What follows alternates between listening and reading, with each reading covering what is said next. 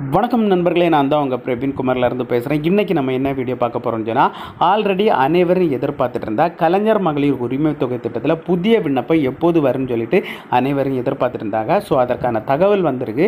அது எப்படி அப்ளை பண்ணலாம், யாரெல்லாம் அப்ளை பண்ணலாம், அதுக்கு என்னெல்லாம் டாக்குமெண்ட் தேவை, என்னெல்லாம் தகுதி தேவைன்னு சொல்லிட்டு இந்த வீடியோ நம்ம பார்க்க போகிறோம். ஸோ அதனால் இந்த வீடியோ நீங்கள் ஸ்கிப் பண்ணாமல் கடைசி வரைக்கும் பாருங்கள்.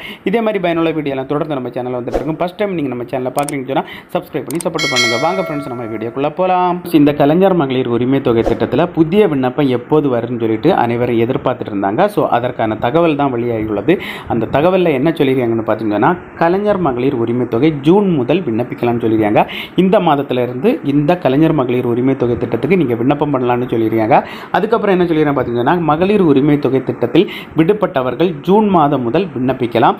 இந்த திட்டத்தில் இதுவரைக்கும் 1.14 கோடி பேருக்கு மாதந்தோறும் ரூபாய் 1000 ரூபாய் வழங்கப்பட்டு வருகிறது.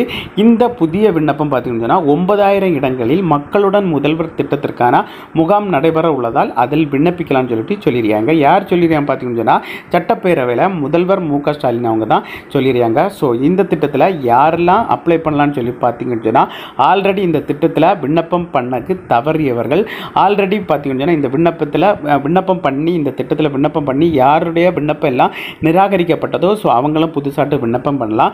அதுக்கப்புறம் பார்த்தீங்கன்னா நிறைய பேருக்கு புதிய ரேஷன் கார்டெல்லாம் வந்து கிடச்சிருக்கான். ஸோ அவங்களும் பார்த்தீங்கன்னா இந்த திட்டத்துக்கு விண்ணப்பம் பண்ணலாம்னு சொல்லியிருக்காங்க. ஸோ இது எங்கே போய் விண்ணப்பம் பண்ணலாம்னு சொல்லி பார்த்தீங்கன்னா, இதற்கான முகாம் பார்த்தீங்கன்னா தமிழ்நாட்டில் ஒவ்வொரு மாவட்டத்தில் அந்தந்த இடங்களில் அதற்கான முகாம் நடைபெறும். அப்படி நடைபெறும் போது அதற்கான வீடியோ நம்ம சேனலில் போடும். ஸோ இனி இந்த திட்டத்திற்கு யாரெல்லாம் அப்ளை பண்ணலாம், அவங்க என்னெல்லாம் தகுதி இருக்கணும்னு சொல்லிட்டு அவங்களுடைய வெப்சைட்லேயே கொடுத்துருக்காங்க. ஸோ பார்ப்போம். அதுக்கு பார்த்தீங்கன்னா உங்களுடைய மொபைலில் ஏதாவது ஒரு ப்ரௌசர் ஓப்பன் பண்ணிடுங்க. நான் கூகுள் குரோம் ஓப்பன் பண்ணிடுறேன். சர்ச் பாக்ஸில் நீங்கள் கரெக்டாக டைப் பண்ணிடுங்க. KMUT அப்படி டைப் பண்ணி சர்ச் கொடுத்துருங்க. சர்ச் கொடுத்தா இன்டர்பேசஸ் இந்த மாதிரி தான் இருக்கும்.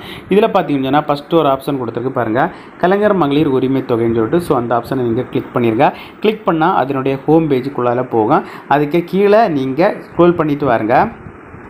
ஸ்க்ரோல் பண்ணிவிட்டு பார்த்தீங்கன்னா இதில் நிறைய ஆப்ஷன் கொடுத்துருப்பாங்க. எல்லாமே நீங்கள் செக் பண்ணி பாருங்கள். கீழே ஸ்க்ரோல் பண்ணிவிட்டு வாருங்க.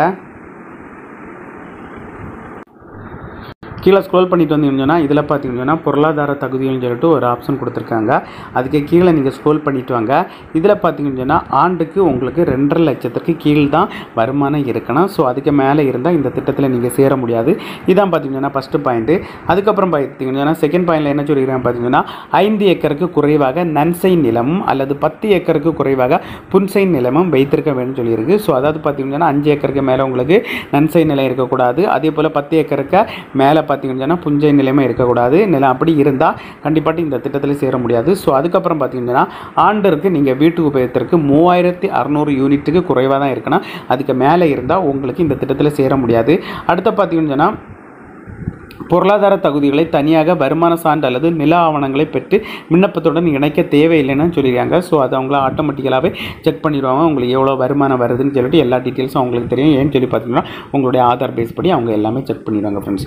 ஓகே ஃப்ரெண்ட்ஸ், இந்த வீடியோ பிடிச்சிருன்னு சொல்லிட்டு நம்புறேன். இந்த வீடியோ பிடிச்சிருந்தா ஒரு லைக் பண்ணுங்கள், உங்கள் ஃப்ரெண்ட்ஸ் ஒன்று ஷேர் பண்ணுங்கள். இந்த வீடியோவில் ஏதாவது டவுட் இருந்தால் கமெண்ட் செக்ஷனில் கமெண்ட் பண்ணுங்கள். நான் கண்டிப்பாக ரிப்ளை பண்ணுறேன். இதே மாதிரி இன்னொரு நல்ல ஒரு வீடியோவில் சந்திக்க வரை உங்களிடமிருந்து விடைபெறுவது உங்கள் பிரவீன்.